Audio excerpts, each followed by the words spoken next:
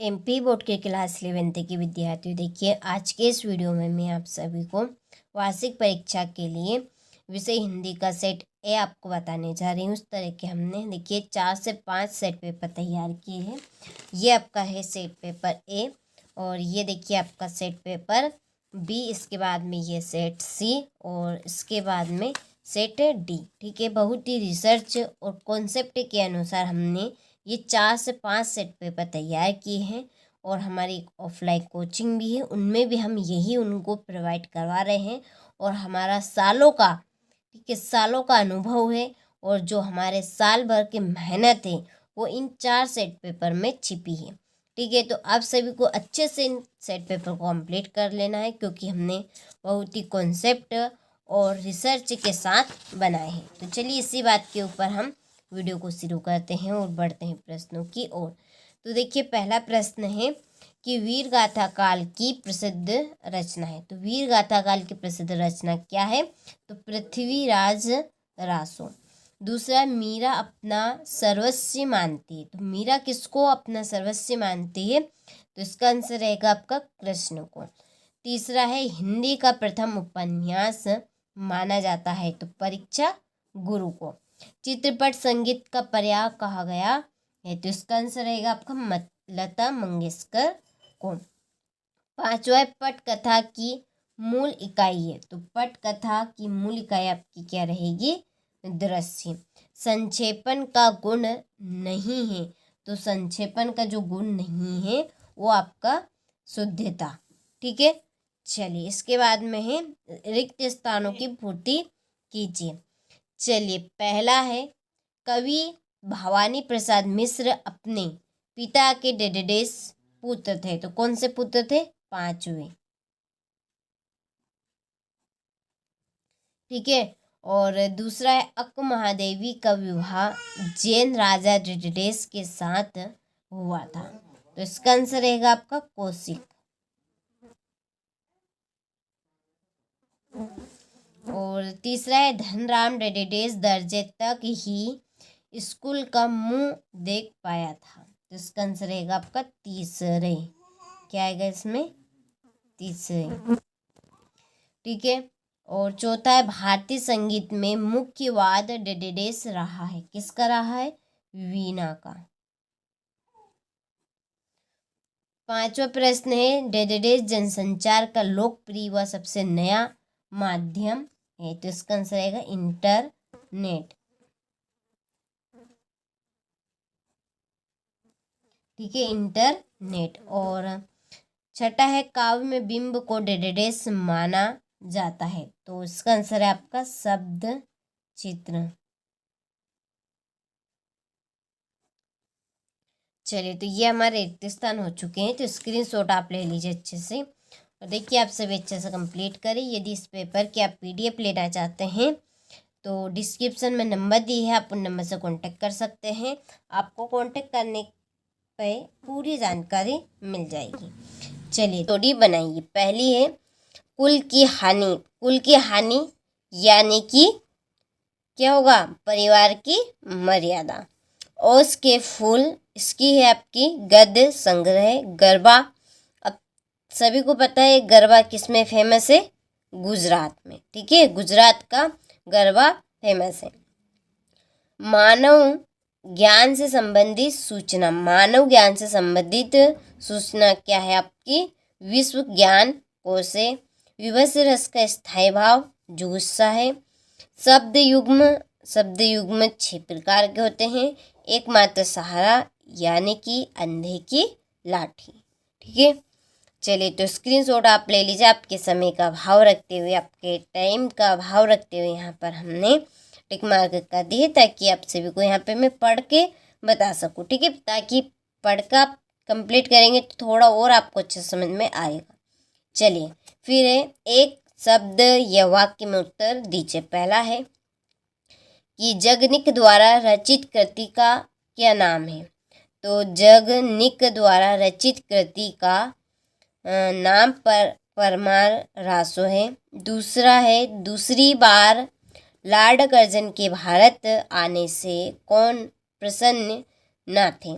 तो दूसरी बार Lord Curzon के भारत आने से भारतवासी प्रसन्न नहीं थे। तीसरा है आलो आधरी किस भाषा का शब्द है, तो ये आपका बंगाली भाषा का है। चौथा है हिंदी शब्दकोश में लगभग कितने शब्द हैं, तो हिंदी शब्दकोश में लगभग यहाँ पे बताए जा रहे हैं 5 लाख।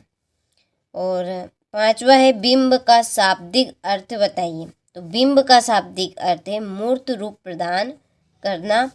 और छठा है शब्द युग्म कितने प्रकार के होते हैं, तो शब्द युग्म 3 प्रकार के होते हैं। सातवां है अपनी करनी पार उतरनी लोकोक्ति का क्या अर्थ है, तो देखिए अपनी करनी पार उतरनी लोकोक्ति करते हैं स्वयं के परिश्रम से सफलता मिलती है। ठीक है, चलिए तो स्क्रीनशॉट आप ले लीजिए यहाँ से। इसके बाद में क्वेश्चन नंबर 5 है सत्य सत्य लिखिए। पहला है कि धनराम कुशाग्र बुद्धि का बालक था, तो वो जो धनराम था वो कुशाग्र बुद्धि का बालक नहीं था। ठीक है, तो ये आपकी असत्य बात है। कृष्ण सोपती ने देशभक्ति से संबंधित कहानियाँ लिखी, यह आपका सत्य है। तातुस ने बेबी को पढ़ने के लिए बांग्ला अभिधाम की पुस्तक दी, तो यह आपका सत्य है। और आपका यहाँ पर चौथा है टिप्पणी का मुख्य उद्देश्य मामलों को लटकाना है, तो ये आपका असत्य है। रोला एक मात्रिक समछंद है, तो ये आपका सत्य है। और देखिए रोला छंद में मात्राओं की गणना की जाती है। ठीक है, राष्ट्रीय भाषा के लिए संपर्क भाषा शब्द का भी प्रयोग होता है, तो ये बात आपकी सत्य है। ठीक है, तो अच्छे से आपको स्क्रीनशॉट लेना है और इनको आपको कंप्लीट करना है। इसके बाद में देखिए ये आपका क्वेश्चन नंबर 6 है प्रगतिवाद के 2 कवि तथा उनकी एक एक रचना का नाम बताइए। ठीक है, तो देखिए यहाँ पर आपके प्रगतिवाद के 2 कवि है नागार्जुन और एक केदारनाथ अग्रवाल। नागार्जुन की रचना है युगधारा, सतरंगे पंखों वाली, प्यासी पथराई आंखें। और केदारनाथ अग्रवाल जी की रचना है युग की गंगा और फूल नहीं रंग बोलते हैं। ठीक है, चलिए इसके बाद में ये अथवा इसका भारतेंदु युग के 2 लेखकों के नाम लिखिए। तो देखिए 2 लेखकों के नाम है प्रताप नारायण सिंह पहले और दूसरे है चौधरी बद्री नारायण प्रेमधन। ठीक है, इसके बाद में 7वां प्रश्न कबीर ने अपने को दीवाना क्यों कहा है। ठीक है, ये आपका 7वें प्रश्न का आंसर है। ये आपका 7वें प्रश्न का अथवा है, उसका ये आंसर है। ठीक है, तो ये हमने PDF यहाँ पे तैयार कर ली है पूरे प्रश्नों की, जो कि आपको एप्लीकेशन में मिल जाएगी।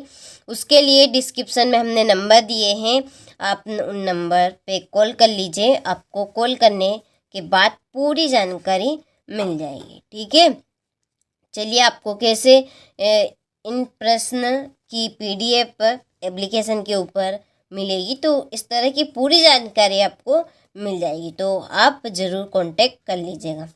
देखिए 10वां प्रश्न सुनील कौन था, उसने बेबी की सहायता किस प्रकार की है।